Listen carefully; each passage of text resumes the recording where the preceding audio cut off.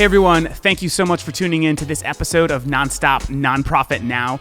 Today, I'm excited to talk about peer-to-peer fundraising.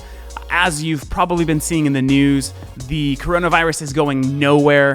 A lot of individuals and nonprofit organizations I'm talking with have completely canceled all of their events this fall and even into Q1 of 2021. So the question is, how will you make up for potential lost revenue? Today, I want to look at 3 different categories of peer-to-peer fundraising that I think can help you not just make up, but also increase your overall fundraising activity. So the first category is influencer fundraising, how to use an influencer as part of a peer-to-peer campaign. The second is rewards fundraising, how to use rewards to inspire fundraisers to raise more money. And the third is end-of-year fundraising, how to launch a $1 million end-of-year peer-to-peer campaign, mobilizing your support base to raise as much money as possible. So let's dive into the first one. The UNHCR did a brilliant campaign with personal trainer Jillian Michaels.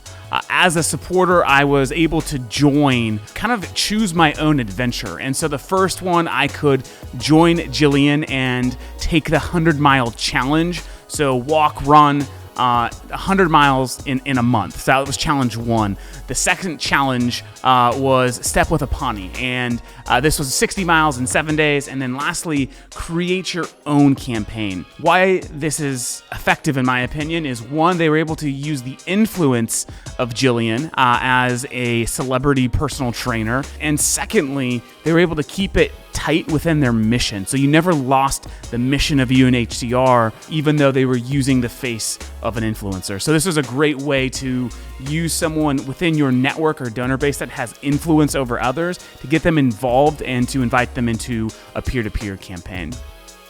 Barbells for Boobs is an organization that has done a phenomenal job with rewards fundraising. Normally, I'm not the biggest fan of rewards fundraising because I think it takes away from the mission, but Barbells has kept it so closely tied to what they're actually doing. And I couldn't help but share their homepage of their website because they make fundraising year-round a thing. It's easy for me as an individual that lands on their website to understand that fundraising is an important element by it being at the top fold center of the page as soon as I land on their website. Their campaign is absolutely beautiful. So this is their 2020 campaign that they just recently launched. And as I said, they fundraise year-round and they typically raise north of $1 million just through their peer-to-peer efforts. As an individual who wants to get involved, it talks about the different rewards, the different ways that I can go about basically receiving the awards.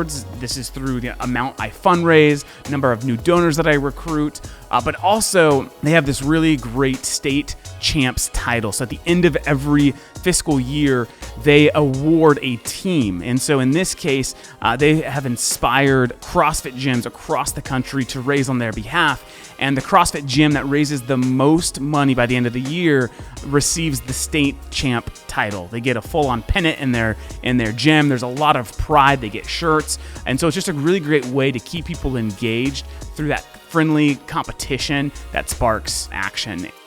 December does a phenomenal job. December 1 is the launch of their end-of-year fundraising campaign where they invite their supporters to come and create individual pages, which they call advocates, to raise funds to bring an end to sex trafficking around the world. And they're a team of 5, and they raise over $2 million in the month of December through their peer-to-peer activity. A few things they do incredibly well. First is they provide acknowledgement to their top advocates and top teams. Last year, they had almost 9,000 fundraisers and over 1,000 teams participate in this campaign where they raised just over $2.3 million. The other element that they made possible was they allowed their individual fundraisers, advocates, to directly connect their page to Facebook so that it became mirrored. And anything you raised on Facebook or anything you raised on this campaign was mirrored. And so they were able to tap into multiple sort of networks to raise as much money as possible. And as a result, they increased their Giving Tuesday donations last November by 245% simply by connecting their end-of-year campaign to a Facebook campaign, and we're able to raise a considerable amount of money. These are the 3 different categories as we kind of near the second half of the fundraising year. There's lots of big events in terms of Giving Tuesday, end of year fundraising that are coming our way.